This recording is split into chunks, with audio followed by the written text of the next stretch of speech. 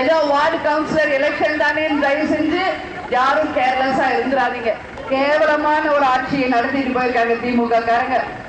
அதுல இருந்து இன்னைக்கு விடுதலை பெற்று நமது மதுரை மாநகர மக்கள் விடுதலையோட சிறந்த முறையில் நம்ம வேட்பாளர்கள் இதுவரைக்கும் மதுரையில மேயர் வேட்பாளரால் தேமுதிகவை சேர்ந்த யாரும் நீங்கள் இதுவரைக்கும் பார்த்ததில்லை.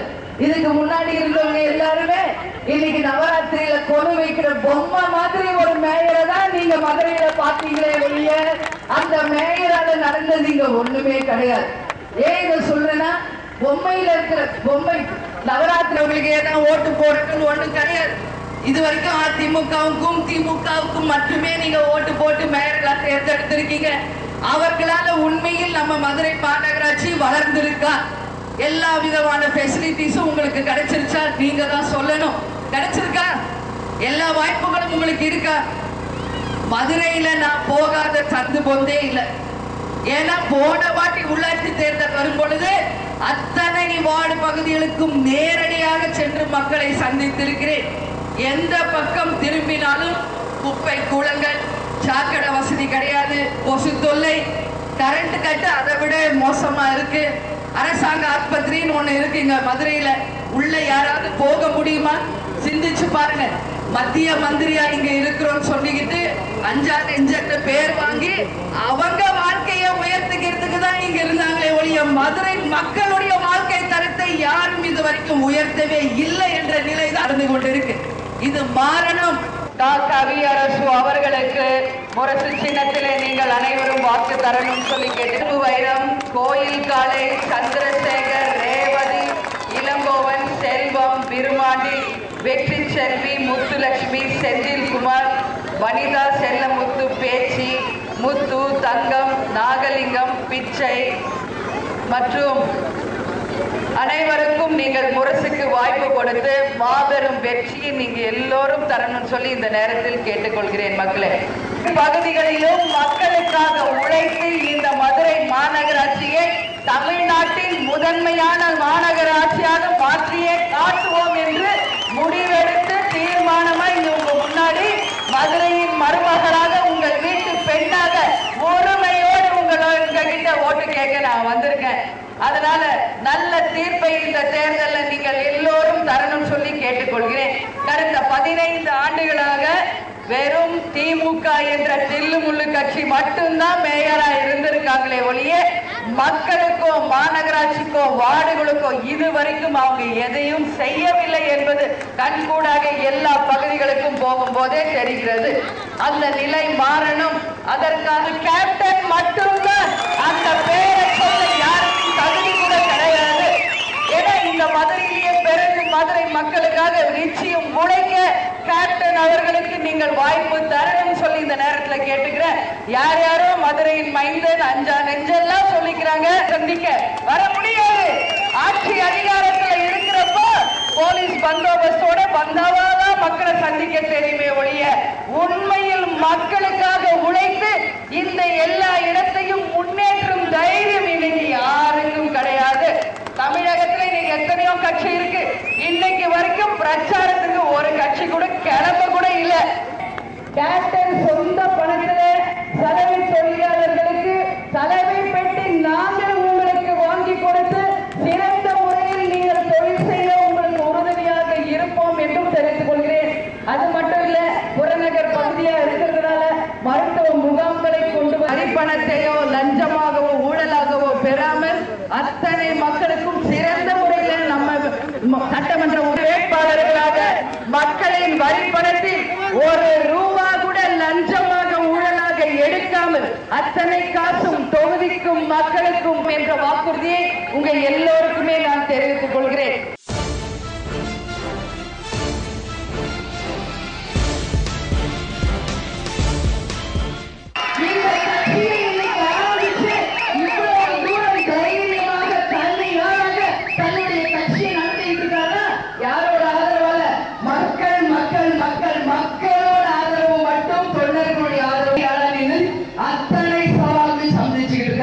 இந்த மண்ணின் மைந்தர் சாதாரண கிடையாது, தன்மான சிங்கம்.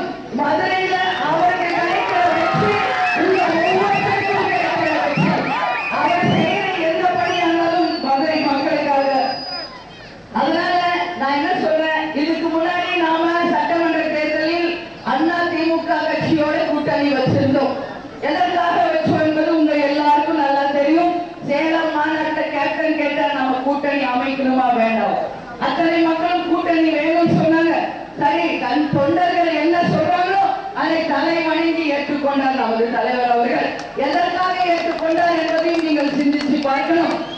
மறுபடியும் நாம தனிச்சு நின்று ஓட்டு பிரிஞ்சா, மறுபடியும் திமுக என்ற கட்சி ஆட்சிக்கு வந்துவிட்டால் என் மக்களை அந்த ஆண்டவனை நினைச்சாலும் காப்பாற்ற முடியாம போய்விடும் என்ற ஒரே காரணத்திற்காக உடனடி தேவை என்பது முக்கியம். தேவைதான் நமக்கு. கேப்டனுடைய தலைமையில் ஆட்சி, தனித்து ஆட்சி, மக்கள் கூட்டணியோட ஆட்சி என்பது உறுதியா இருக்கிறார், அதில் எந்த மாற்று கருத்தும் இல்லை. ஆனால் தேவை என்பது முக்கியமா, உடனடி தேவை என்பது முக்கியமா என்ற இரண்டு கேள்விகளுக்கு உடனடி தேவை முக்கியம் என்ற ஒரே காரணத்திற்காக மக்களோடையும் அன்னைக்கு நம்ம கட்சி தொண்டர்கள் கேட்டுக்கிறதுனால கூட்டணி அமைச்சாரு. அதே போல மறுபடியும் தில்லுமுள்ளு கட்சியான திமுகவை ஆட்சியில உட்கார வைக்காம தடுத்தார். சரி, இப்ப நம்ம கூட்டணி வைத்திருக்கிறது யாரோட? மார்க்சிஸ்ட் கம்யூனிஸ்ட் மற்றும் இந்திய கம்யூனிஸ்ட் கூட. ஏன் அண்ணா திமுக கட்சியிலிருந்து நாம வெளியே வந்தோம் அப்படின்ற கேள்விக்கு பதில் மக்களாகிய உங்க அனைவருக்கும் தெரியும். அதை நான் சொல்லணும்னு அவசியம் கிடையாது. ஏன்னா தன்மான சிங்கம் அடையா விழுந்தாரியா யார் வீட்டில் அடி எடுத்து வைக்கவே மாட்டார். மரியாதை இருந்தால் மட்டுமே தலைவணங்கி அந்த மரியாதையை ஏற்றுக்குவார். ஆனா அழையா விருந்தாளியாக யார் வீட்டில் கேப்டன் தன்மானத்துக்கு யார் வீட்டில் அடி எடுத்து வைக்க வேண்டிய அவசியம் என்னைக்கும் நிச்சயமா கிடையாது. மக்களுக்கு நல்லது செய்ய நல்ல ஒரு வேட்பாளரை, எந்த விதமான அப்பழுக்கு இல்லாத, ஊழல் இல்லாத இளைஞருக்கு வாய்ப்பு கொடுங்க. மக்களுக்காக உழைக்க இன்னைக்கு பல லட்சம் இளைஞர்கள் நம்ம இருக்காங்க. புதியவர்களுக்கு வாய்ப்பு கொடுங்க, படித்தவர்களுக்கு வாய்ப்பு கொடுங்க. விவேகானந்தர் சொன்னார், என்கிட்ட 100 இளைஞர்கள் இருந்தா போதும் இந்த தமிழ்நாட்டை, இந்த உலகத்தையே மாற்றுவேன் என்று. ஆனா அவருக்கு 100 இளைஞர்கள் கிடைக்கல. ஆனா தமிழ்நாட்டில் இருக்கிற ஒட்டுமொத்த இளைஞர்களையும் தன் கையில வைத்திருக்கும் நமது கேப்டன் அவர்களுக்கு மக்களுக்கு நீங்கள் நல்ல பக்கபலமாக இருங்கள். மக்கள் இன்னைக்கு அண்ணா திமுகவை எடுத்துக்காங்க, திமுகவை எடுத்துக்காங்க, எல்லாமே ஊழல்வாதிகள் என்று பெயர் குட்டப்பட்டு விட்டுறாச்சு.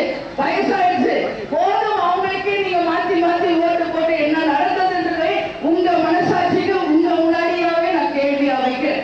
உண்மையில் அவர்கள் நல்லது செய்திருந்தால் நாங்க நல்லது செஞ்சிருக்கோம் சொல்லி வந்து ஓட்டு கேட்கட்டும். வர முடியுமா? சிந்திச்சு பாருங்க.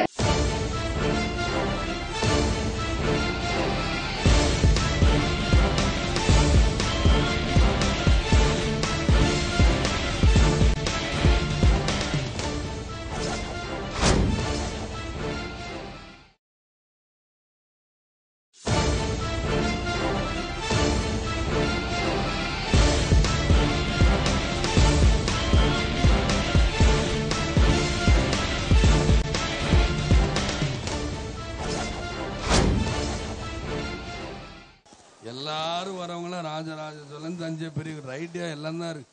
எங்களுக்கு என்னையா இருக்கு, இன்னமும் ரோடில் அப்படியே போய் டங்கு டங்குன்னு தூங்கிட்டது அம்மா. விஞ்ஞான உலகத்தில் செல்போன் மாறி, செல்போன் டவக்கு இந்த மாதிரி குதிச்சுட்டு போகிற பஸ்ஸில் டக்குன்னு மாதிரி அடுத்த பைக்கில் போயிடுச்சு. அந்த அளவுக்கு ரோடு இருக்கு. அதே மாதிரி மழை பெஞ்சா நாங்கள் போகிறோம். ஏதோ ஒரு மெயின் ரோடு இப்படி சந்துக்குள்ள போனோம்னா சைக்கிள் அப்படியே ஸ்கூட்டர்லேயே சைக்கிள் ஏதோ வீட்டில் இருக்க யாரையோ ஒருத்தன் உட்கார வச்சுட்டு போனால் என்ன ஆகும்? தண்ணி இருக்கு முழங்கால் லெவலுக்கு, டபக்கன் வண்டியில் உட்காந்து டபக்கன் எந்திரிச்சா யார் பின்னாடி இருக்காங்க யாரையுமே காணும். அந்த அளவுக்கு பள்ளம் கண்டடத்தில் இருக்கு. அந்த அளவுக்கு ரோடு மோசம். ஆக ஏன் இதெல்லாம் சொல்றேன் அப்படின்னா, நீங்க கைதட்டுதுங்கிறக்கா சொல்ல. பொதுவாக உள்ளாட்சிங்கிறது என்ன? உங்களாட்சி. இந்த உள்ளாட்சியில என்ன பிரச்சனைகள்? உள்ளாட்சி இந்த மாதிரி பிரச்சனைகளை தீர்க்கிறதுக்கு தான் உள்ளாட்சி. ரோடு பிரச்சனை, தண்ணி குடிதண்ணி பிரச்சனை, அதே மாதிரி பஸ் வசதி, கரண்ட் வசதி, கழிப்பிட வசதி, எல்லா வசதியும் செய்யறதுக்காக தான் இந்த, அதாவது இந்த கவுன்சிலர்களும் சேர்மனும் சேர்ந்து செய்யணும். ஆனா இவங்களுக்கு நிதி இருக்கான்னு உங்களுக்கு ஒரு கேள்வி வரும். நிதி தாராளமாக இருக்கு, இல்லைன்னு சொல்லாதீங்க. என்னுடைய வேட்பாளர்கள் யாரும் தப்பு பண்ண மாட்டாங்க. தப்பு பண்ணா தைரியமா சொல்ல விஜயகாந்த் இன்னைக்கு மட்டும் வந்துட்டு இந்த ஜெயிச்சு கொடுப்பீங்க. தஞ்சாவூரை ஜெயிச்சு என்னுடைய ஆட்களை பூரா ஜெயிக்க வச்சீங்க, என்னுடைய கூட்டணி ஜெயிக்க வச்ச நான் வருவேன், அடிக்கடி வருவேன். ஏன் பண்ணல, எதுக்காக பண்ணல, இந்த ரோடு என்ன? ஏன்னா எனக்கு போராட்ட குணம் இருக்கும், போராடிக்கிட்டே தான் இருப்பேன். அந்த போராட்ட குணம் இருக்கு விஜயகாந்த், ஒன்னும் பண்ண முடியாது, யாருக்கும் பயப்படவும் மாட்டேன். சிதம்பரம் சொல்றாரு, உள்துறை அமைச்சர் சொல்றாரு, என்ன சொல்றாரு எனக்கு ஞாபகம் வருது ஜாஸ்தி. இவரை நம்பி நம்ம எல்லாத்தையும் கொடுக்குறோம், நாட்டையே கொடுக்குறோம். உள்துறை அமைச்சர் சொல்றாரு, இல்ல மறந்துட்டேன், எனக்கு ஞாபகம் வருது ரொம்ப ஜாஸ்திங்க. இதுக்கு முதல்ல வருது அவரை இவராக கொடுத்த நிதி மந்திரியா கொடுத்த, எனக்கு கணக்கு வழக்கு இப்பதான் பழகிக்கிட்டு இருக்கேன். அப்ப நீ போட்ட பட்ஜெட் எல்லாம் தப்பா, கொடுத்த கணக்கெல்லாம் தப்பு, உனக்கு தப்பு தப்பா சொல்லிருக்கீங்க. என்ன எந்த அளவுக்கு மக்களை முட்டாள்தனமாக ஏமாத்திக்கிட்டு இருக்காங்க. நீங்க சிரிக்கணும், நீங்க கைதட்டணும் சொல்ல, உண்மையை சிந்தித்து பாருங்க மக்களே. இந்த மக்கள் தான் இப்படியே தான் நிப்பாங்க. கூட்டம் சாஞ்சா சாயிர பக்கம் சாயிர செம்மறி ஆடுகள், இவங்களை என்ன ஒன்னும் செய்ய விடு போ நம்ம. ஆனால் நான் என்ன சொல்றேன், யோசிச்சு நீங்க குத்திரம் ஓட்டு இருக்கு, அது ஒண்ணு தான் உங்களுக்கு வேட்டு மாத்தி போட்டீங்கன்னா மக்கள் மக்கள்ங்கிற பயம் வரும். மக்கள் பயம்னா ஆளாளுக்கு தலகால் தெரியாம ஆடுறாங்க. அந்த ஆட்டத்தை கொஞ்சமாக குறைக்கணும் என்றால் நீங்க மாத்தி ஓட்டு போட. அதான் சொல்றேன், என்னுடைய கட்சியான முரசு சின்னத்திற்கும் அறிவாள் சுத்தி நட்சத்திர சின்னத்திற்கும் வாக்களிக்க உங்களை எல்லாம் தாழ்வோடு கெஞ்சி கேட்டுக்கிறேன். மக்களே கெஞ்சி கேட்டுக்கிறேன்.